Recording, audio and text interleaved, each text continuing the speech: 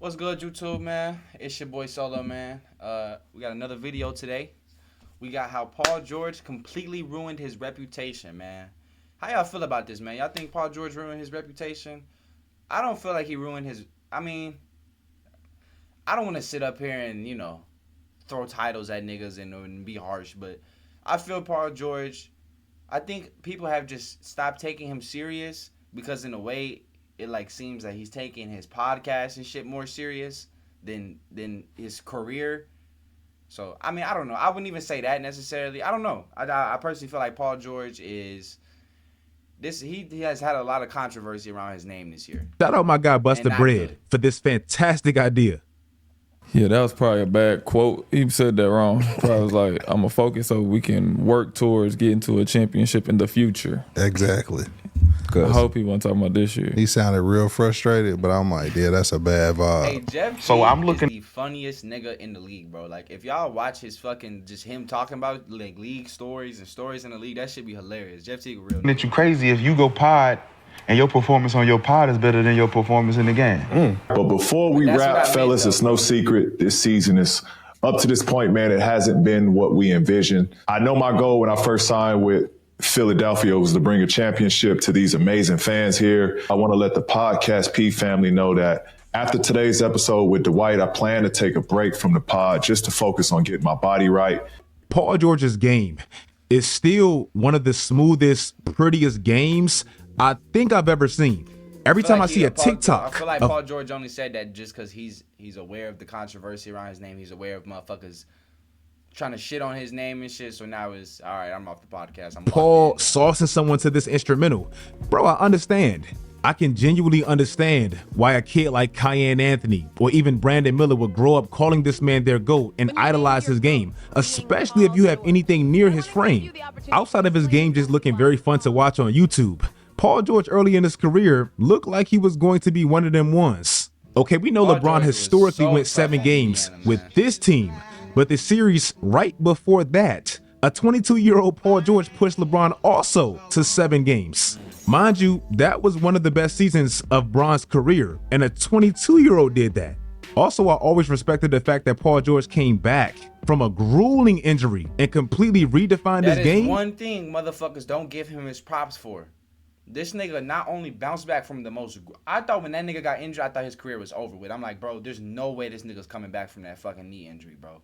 This motherfucker came back and was like second, third, and fucking MVP that year on OKC. That nigga was so fucking cold on OKC. And to me became even better. Yeah. These were all the great things about Paul George's legacy to me. KD left Russ. Paul George said, hell yeah, I'll take Russ. And he damn near won an MVP with him. Oh, boy. Paul George stayed with Russ when nobody thought he would. During that was 2017-2018 era, it was very easy, for me at least, to root for Paul George. But it feels like something drastically changed over the last few years. I just honestly feel like Paul George is what? How old is he now? 1 second. Paul George age. 34. I was going to say that. Paul George is 34 years old, bro.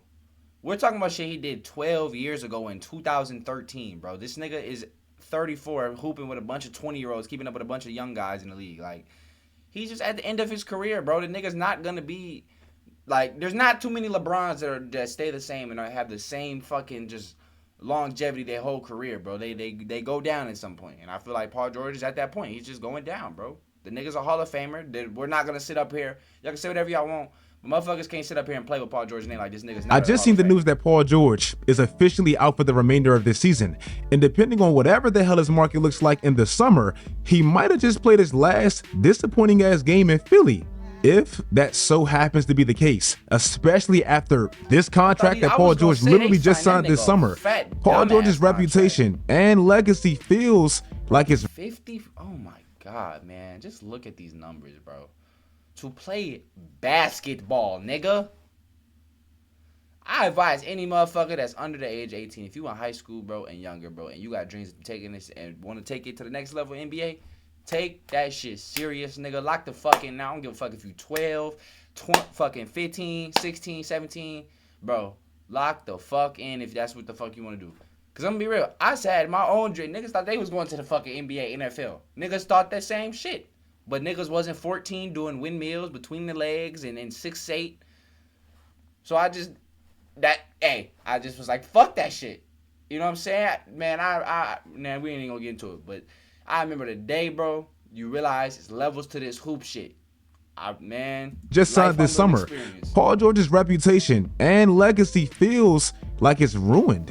I just dropped a video about Kevin Durant, and one of the weird things to me about Kevin Durant's legacy is the fact that he has this moment in OKC, and this moment in Golden State, and this moment in Brooklyn, and not too many great moments in Phoenix, but he did put up these numbers in Phoenix, and it still feels like he has no NBA home.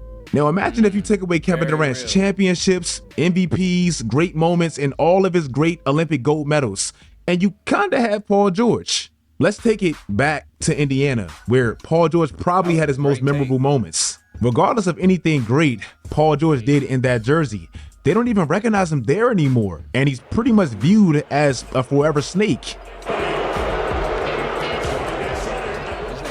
George jersey on. You will be playing in Indiana. How do you think they gonna give you the love when you get out there? From history, you got to expect the worst, right? I've been booed every time going there for 7 years straight.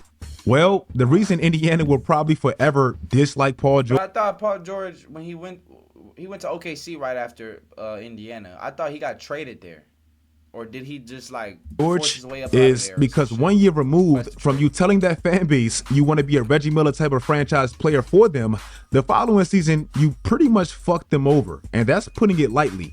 Paul George basically demanded a trade from Indiana, completely destroyed his trade value. I literally, I'm sorry for pausing this video like that, but I remember the day him and like Kawhi Leonard and Paul George went to the Clippers. I don't think it was the same day, it might have been, I don't remember, but I just remember like, why the fuck, like, you niggas is trying to start your own fucking thing. Both of them niggas could have came to fucking the Lakers. The Kawhi and Paul George could have came to the Lakers, bro. Mind you, he only had 1 year left on his deal, so anybody trading for him was taking that. That nigga won that 2019 championship and just thought like, well, we can't say he can't lead a team. The nigga literally did it. I mean, twice already. The nigga led a team to a fucking championship and won. But I don't know. He had a lot of injuries risk. Too, so. Allowed OKC to steal him for what at that time was viewed as an absolute fleece. What has been the reaction this morning in Indy to this trade of Paul George for what many perceive as not as much as the superstar was worth? Yeah, well, Linda, good morning. I want to start you out with what a lot of people in Indianapolis are doing right now. They're looking at the Indianapolis Star, the paper, and Thunderstruck is the big headline.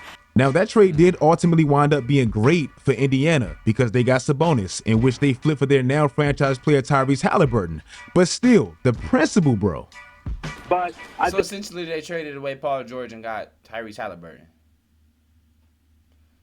I don't like Tyrese Halliburton, bro. I don't like that. People here feel like they're left high and dry. The timing is terrible. Just 4 days before the draft. And I think this is going to set the Pacers back for several years to come. It feels kind of strange to me that after all that Paul George has done, the only place that probably still has a warm spot for Paul George is OKC. Yeah. Not even because of anything he did necessarily in that jersey, and he probably had his best year there, but mainly because he was the piece that landed them this guy. Even with the way that PG got to the Clippers, it did still feel a little backdoory. Kind of like the Indiana situation after doing this and having a big party about staying with Russ. He and Kawhi quietly orchestrated this deal to get him. That'd be the worst shit ever. It's like when y'all saying shit, yeah, I'm here to stay. Nigga was out the next on the Clippers. And this was his last play in OKC. I don't care what anybody says, that's a bad shot. Even though we know it made perfect sense at that time, this graphic still lives on forever, and it continues to get worse. Damian Lillard, nigga. The nigga was just mad. Like and worse, the more Shea obliterates basketball. Paul George on the Clippers.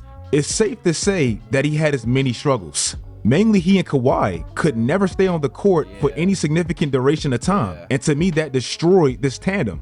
But I said in my last Paul George video, something that always seems to land him in like the most unnecessary heat is him simply talking way too much. The Clippers are loaded, and this is going to be like an advanced organized version of rec ball. Start with the fact defensively. Who's gonna score against the Los Angeles Clippers? Who has ever woke up and said Kendrick Perkins is my favorite basketball player?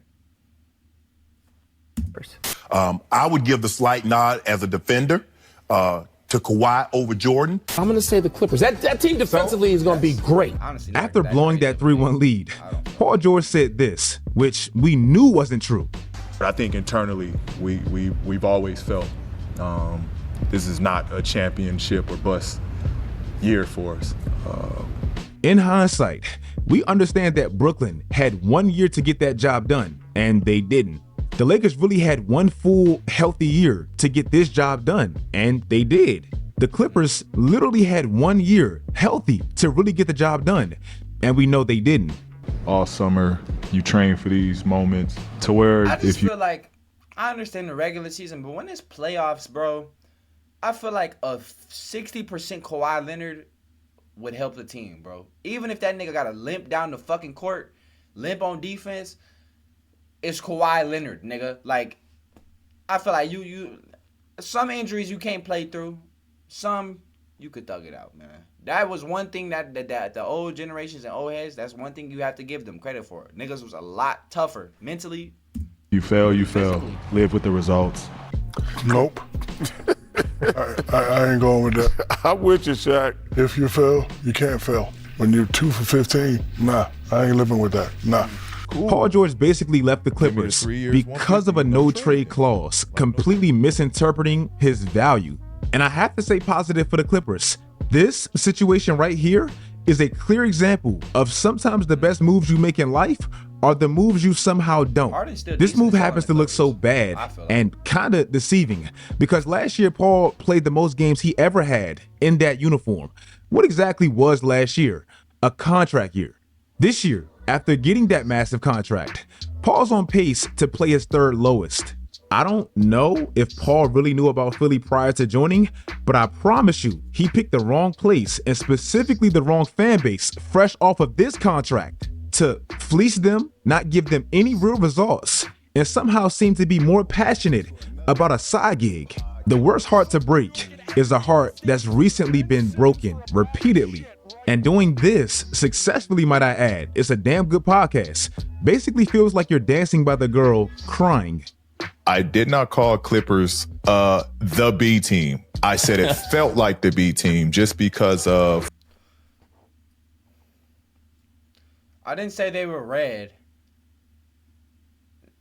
He said it, nigga. Everywhere you go, people in LA say you should be a Laker. So that was where that comment was from. But they proved me right. They didn't. Clippers. Nigga, the Clippers have never done shit. They have never been good. They have never fucking been good. When Chris Paul, Blake Griffin, DeAndre Jordan was on that bitch, I was a little ass kid and I knew them niggas would never fucking be better than Kobe. I knew them niggas would never fuck with Bron. They couldn't fuck with D-Rose. They couldn't fuck with OKC. Like, pack out, they was a and they aren't packing out into it, Dome. If you guys like this video, again. But yeah, man, that's gonna be it for this video.